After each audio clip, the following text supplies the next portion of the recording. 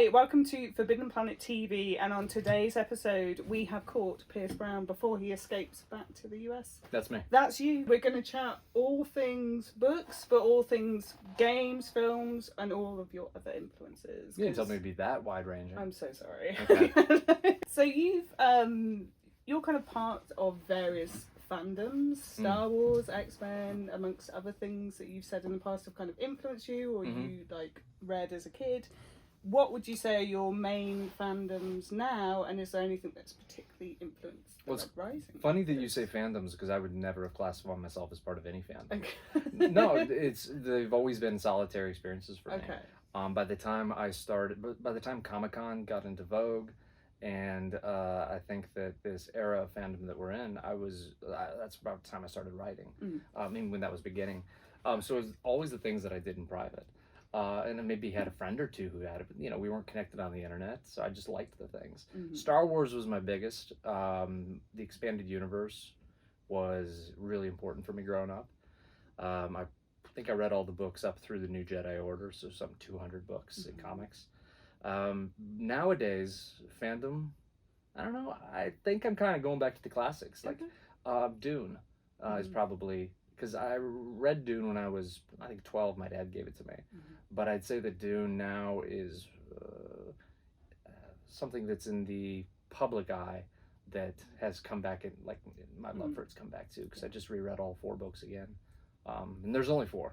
Yeah. I mean, hey, I like the Kevin J. Anderson ones, but I think that Frank Herbert, he's a mythologist. And so Dune's probably the primary right now, but we're also talking BioShock earlier, and also talking Cyberpunk, which I'm wildly in love with. So it's quite interesting, because I suppose, like, being a kind of geeky kid, obviously a lot of the people who work at Forbidden Planet, we're all kind of grew up quite geeky, and like you're saying, it was almost a private thing when you were growing up. Completely. Like, I was one of the only girls who played, like, I was in a Tekken tournament as a kid, and I was the only girl there. Sure. And it was just like, why is she here? And it's just like, oh, I play Tekken. Yeah. Well, at least you were savvy enough to know that there was a Tekken tournament going on. Yeah. I almost didn't know that the outside world also consumed some of the things I liked. Because I moved 8 times, and I was at 11 schools, so I couldn't take my friends with me. But, my love of Star Wars or Lord of the Rings, kind of the classics, right? Or even Warhammer.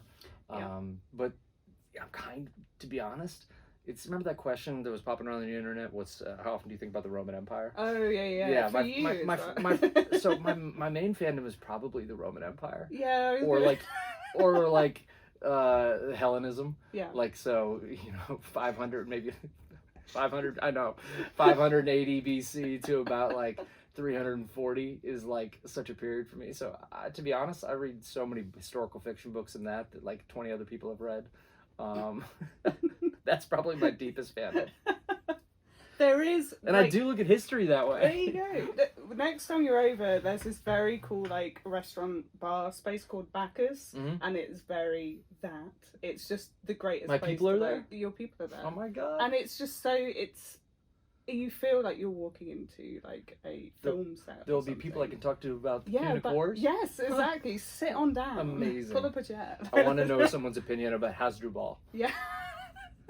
Not a nice guy, by the way. So I was going to come on to your obsession with mythology, and obviously that very much has kind of influenced your books. Your books, it's an interesting thing where I think people assume, looking at them and even perhaps starting to read them, that they're sci-fi, and they're absolutely not. Was this something kind of you were conscious of when you started the series, like how it was going to be positioned? Oh, very much so. I love sci-fi, but my natural genre as a writer would probably have been fantasy or historical fiction, but I didn't know enough about the subject matter. I think in historical fiction I was somewhat intimidated by it, and so I almost approached these as historical fiction in space. There's fantasy elements, right, in terms of some of the story structure, as well as the expansive world we're seeing. So it's not as science fantasy as, say, Star Wars is, but it's more science fantasy than, say, like Star Trek, right? Yeah. Right. So I think that it does walk that interesting continuum. Mm. But that was something that always interested me, is clashing genres.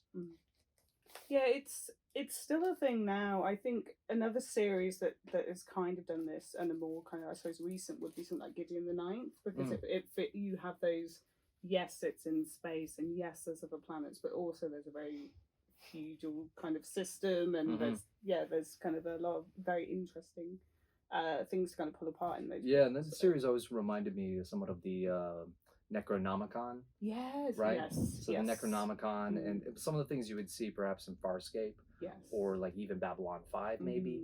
Or even like the Romulans, I suppose. But yeah, I'd say that Tamsin strays more into sci fantasy than I do. Yes. Yeah. So Red Rising wasn't your first book, but it was your first book published. Yes. Sadly, not my first book written and published. No. Do you think you'd ever like go back to like oh God, the no. bottom drawer? Oh God, no. Like, no. I've been asked that a lot, especially by my publisher, Random House. And Hodder's never asked me the question, but going off and dusting the manuscripts, I think that they were great, like learning experiences. I think that rereading them, it's kind of like you ever revisit a paper you wrote, and you're like, there's moments like, wow, I was surprisingly quite bright. I was an idiot. So it's like, as soon as you start gaining confidence that this is salvageable, then you find something that's just woeful. So I think it was a learning experience. The problem is, in going back with them, I write pretty much based on dopamine. And if you're going, and dopamine's about something you haven't gotten yet. It's about the future potential. And so I get more excited about new ideas. So even if I sat down to dust them off, I'd probably stop and move on to something else. Yeah. Well, that's why I had 6 books that I wrote before Red Rising, is because, and so one thing that I tell aspiring authors is, don't spend years polishing that one manuscript, right? Go find the next one and come back to that one, with the gravity of a little more experience. But I think too many people try to perfect this one because they hear so many success stories. But I don't think that the quality of many of those first books from authors is as good as their 6 books. Yeah. And how do you think, kind of from Red Rising to now, how do you think the kind of publishing industry has kind of changed in that time period? Oh my God, massive question. Like when you're going to be shipping out your next thing. Yeah, well, I'd say that there's less Cassandras at the gate, so to speak. I think that when I got into publishing, there was this fear that print was a dying medium. I think that that's no longer a fear for many reasons. You can look at the growth in the special edition market, for one. You can look at the growth into the romantasy.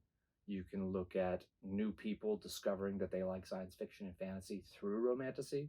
And so romantasy has like a gateway drug effect. And so the genre space particularly is getting more credibility, and it's also floating a lot of the budgets at the publishing houses. So I think that the biggest title shift I've seen is that the money that's in genre now demands respect from publishers. And the fandoms of those genres can be loyal if you cultivate it properly, in ways that other genres don't necessarily have. You see the dip in horror, right? It doesn't have that same stickiness, I think, the genre does. So mostly it's been greater respect for genre, greater publishing resources being sent into that, greater expansion in audio, of course, which is, I think, for many years it was doubling every year, the audio listenership. Yeah. But I think that the more people recognize that reading is not something you just had to do in school and find stories they like, it'll just keep expanding. And I think it's really important. Yeah, it's quite interesting to see as well the kind of self-published authors as well, like Ryan Cahill and stuff, who are kind of getting the big book deals now, where they've been working for years, like self-publishing and getting the word out there, and then they're finally kind of, not that they weren't getting recognition, but I suppose you're more likely to get a tour or something, right, if someone else is kind of. Yeah, and you had elements of that before with Hugh Howey and Andy Weir, right? But I think that there was a dip for a little while in self-publishing, and now I think it's back. Yeah. But also look at Alchemized, right? Yes. Comes out of the Harry Potter fanfic community, and I think that the more, like I said, money is behind it, the more opportunities there will be there for there to be another Alchemized. Yeah. That book is massive. Like, is it 1,000 pages? Oh yeah, those 1,000 fanfics pages. go Yeah, long. yeah, I was shocked. God. I was shocked at the amount of writing My out there. God. Would you ever write fan fiction? No. No. I'm way too egoistic. Okay. Yeah. Okay. But no, it's you. No, I wouldn't write. I mean, I guess I might have. I think I started writing fan fiction. Mm-hmm. The reason I started writing is because Game of Thrones didn't have a book out. When I was 18. What was it? Feast for Crows had just come out. I'd only found the series about a year before, maybe about 6 months before. So it was my senior year of college or high school, and I read all the books very quickly. And then Feast for Crows had just come out, and then I was adrift because there was not another one. And so then I started writing on a yellow legal pad that night because I learned that there was not even one on the horizon, and I was crushed by it. So, and I read pretty much every other fantasy book that, I mean, you could name that was out by then. And so then I just started writing. So I guess I started off with fanfic. It was like a 26-page about dragon hunters. Okay. Yeah. So I think I've done my fanfic. Okay. Yeah. Fair enough. I don't know where that legal pad is though. Yeah. I'd love to reread that. Yeah. You better hope it doesn't get out. Oh yeah. Watch that. They'll be like, no, that's the book you should have done. Yeah. Dragon hunters. Do you think you'd ever write IP as well? Coming back to No. Star Wars or anything? No. Again, would it be the ego? No, it's not so much ego. It's freedom of movement. Yeah. I wrote for short story for Star Wars, and found the experience a little bit claustrophobic with the edits, because when I have editors touch my stuff now, they're recommendations. Yes. And when you're working with someone else's IP, they're not recommendations, and I don't work well with that. So it's not compelling to me in any way. Like working for Marvel, I mean, I'd rather just enjoy from the sidelines and come up with my own stuff. Yeah. I think from what we've kind of gathered from chatting to different people, I think certain IPs have maybe a bit more freedom than others. But and even then, I don't feel the need to reimagine something that's already been imagined. Yeah. I think that I show my appreciation for the IPs I like by including some of their elements, right? I think Red Rising is a gumbo of a lot of things, a lot of me, but then a lot of influences, probably about 50. And I think that's more compelling to me because it's like hearing a tone I like and then incorporating it into my own song. Yeah. Cool. And we have to show everyone at home now. These are all the cases, aren't they? Yeah. Have we got chuck me a copy that's seamlessly done? The how beautiful this edition is. Like, it's absolutely stunning, and there's a ton of them now signed for everyone. It is pretty sexy. Gorgeous. It's like, I'm sure you're very happy with it. But yeah, I think the best John who did the art. I can't decide which side do you like better. Oh man, because that's compelling. Yeah, Right. That's kind of almost like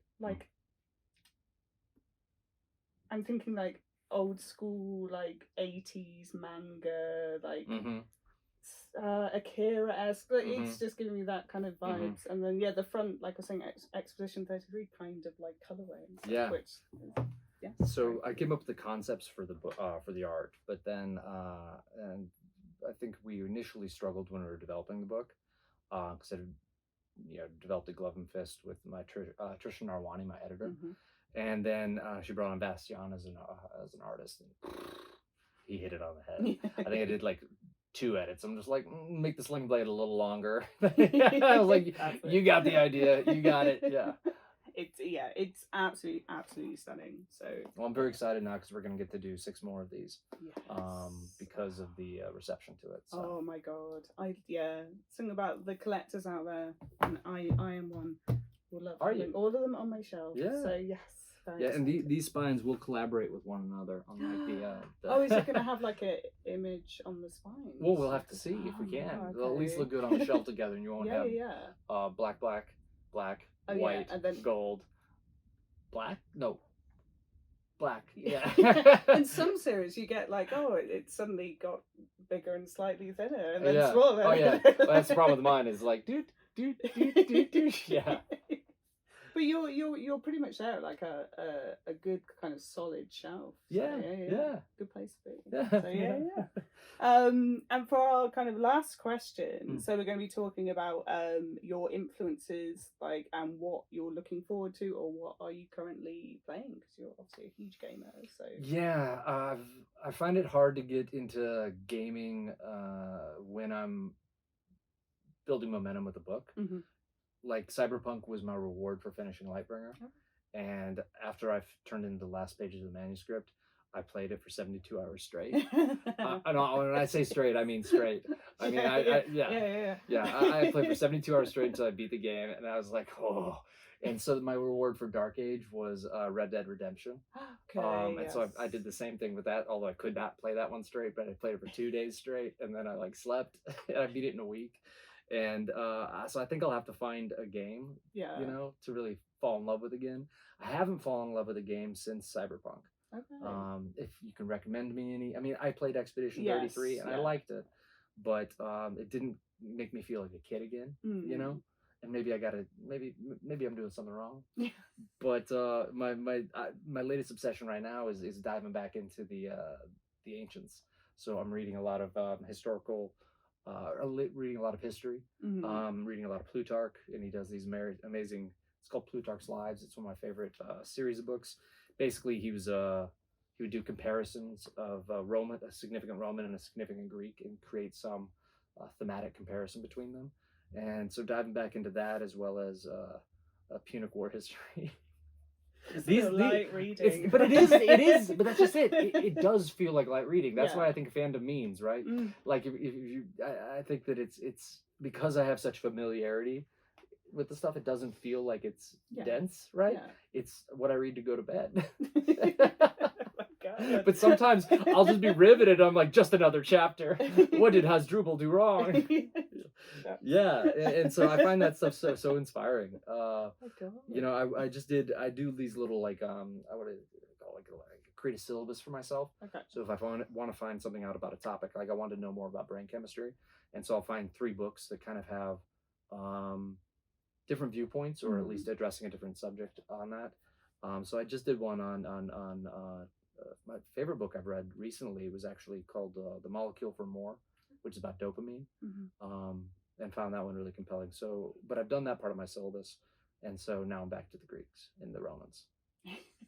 Yeah. But the thing is, I think that after that I'll have to read really broadly and widely, broadly and deeply. Deeply and broadly, deeply and widely, deeply and widely. I like. I got to read deeply and widely. Deeply and widely. Because after I finish Red Rising, I want to write something outside the Red Rising world. After I finish Red God, I mean, the last book. Have you got some ideas? I have a lot of ideas, 4 that are pretty salient, but I don't write them down. I keep them in a vault inside because I feel like when you write them down, now it becomes work. Right? Okay. And are you familiar with the psychological phenomenon, we'll say, or psychological fact that if you tell me you're going to run a marathon, you are extremely less likely to run a marathon? Yes. Right? Because you get the catharsis and you get that serotonin and dopamine from like saying it, you know? So the same way with me exploring other things. Like I'll fantasize about them, think about them when I'm driving or I'm hiking or something, but I don't dare work on them yet. Yeah. But there's one that's been in my head for 8 years. Maybe 9 years, and 2 of my friends who I've told about it to, they're furious with me that I haven't written it yet. But the thing is, like, I haven't had time. I've been writing Red Rising, and I can't have 2 loves, or 2 wives rather. Yeah, I'm not that. Not that. I'm not that. No, I'm not that Roman. I was going to say a game to recommend that you might enjoy. I'm currently playing Demon School, which is like a indie kind of strategy based JRPG mixed with like SMT or like Persona. But what's really cool when you do the battles is you plan out the battles and you see how potentially it's going to work, and then you press play almost like a film, and then you get to see how it works. And then if you like it, then you just like, right, I'll stick. Then do that almost like a premonition. Yes. Oh, that's cool. Yeah. So that's super cool. Well, that's fun. Yeah, it's very fun. We'll actually be developing a video game for Red Rising. Yes. So I'll be focusing on that, and so I'll have to be playing a lot of video games. And you had the board game as well. Had the board game as well. Yes. Yeah. I think we'll be coming out with another board game for it. But that's in development. The developers do that kind of on their own. Yeah. The video game I'm kind of getting in the weeds on, so that'll be a lot of fun. Yeah. Does it? This world like lends itself. It's funny. I write books, but like my childhood love was books, and film and video games. Yeah. The video games, I built my own PC and was playing like the best '90s titles as far back as like Black and White. Did you ever play Black and White? No. You get to be a god. You're a disembodied hand on an island, and so you have worshippers like villages, right? But you also have a familiar. And your familiar starts, it can be, it can be like a liger, or it can be like a lot of different animals. And that animal will grow with your power, but it'll also start reflecting your moral allegiance. So if you become evil, your hand becomes all cracked, and you can do lightning spells. But it's amazing. Like you want your villager to become a coal miner, you move him over to the coal, right? Yeah. And if he starts disobeying you and trying to do other stuff, you can throw him into the ocean. You can shock him. You can rain fire down on his house. It's great. It's kind of almost like the dark tendency thing, like Dark Souls, isn't it? Where you can choose to be like. Yeah, but Black and White was like 1995, maybe 1996 from Black Isle Games. Wow. So good. I want to bring that. I'd IP that. Yeah. But I wouldn't write I wouldn't write a book on that. I want to make that a game again. That should be a game. Heard it here first, please. No. That sounds incredible. I think I always got my brother's hand-me-downs when I was little. So when he got like a Super Nintendo, I got his NES. And when he got a PlayStation, I got his SNES. So I was always like a console. I could never get my sister into playing games. Really? I tried to because I wanted someone else in the house to take the heat off me, but no, it didn't. I mean, my dad was so stressed I was playing games because he didn't. I loved being outside, and for a long time I wasn't allowed to have consoles or anything like that. Then one year my mom got it for me for Christmas, and he thought it was all downhill from there. And now that I actually get to play in that world more and like work with video game companies, my dad's like, all right, fine, that was a good decision. But he's so reluctant. Were your parents okay with it? Yeah, I think it was. So Christmas last year, I got myself a Switch, and it was just so funny because they kept kind of wandering into the lounge, and they were just like, they'd sit down and watch for like 3 minutes, not have any understanding of what was happening. Yeah. And then they'd just leave the room. That makes sense. My dad did try to play with me a little bit when I was younger, but we played American football. Okay. And so you get 45 seconds to choose your play so it's play clock. Yeah. And so he would take all 45 seconds. And, I'm like doing mine in 3 seconds. And I'm like, Dad! He's so tactical. He'd drive me nuts. Still does that when we play Settlers of Catan now. Okay. Takes 20 minutes. Gotta take every sweet minute for yourself. So. Yeah, it seems like. I tried to institute a shot clock on Settlers of Catan, and my family all looked at me like I was the problem. Yeah. We've got other places to be. We need to get this. Exactly. This is not a 5-hour game, people. But yeah, Piers, thank you so much for coming by today. Hopefully we'll see you when the new book's out. Certainly. Yay, perfect. Thank you. If you're enjoying watching Forbidden Planet TV and you're enjoying watching us talk to the world's most interesting and accomplished filmmakers, authors, artists, musicians, creators, subscribe right here. See you soon.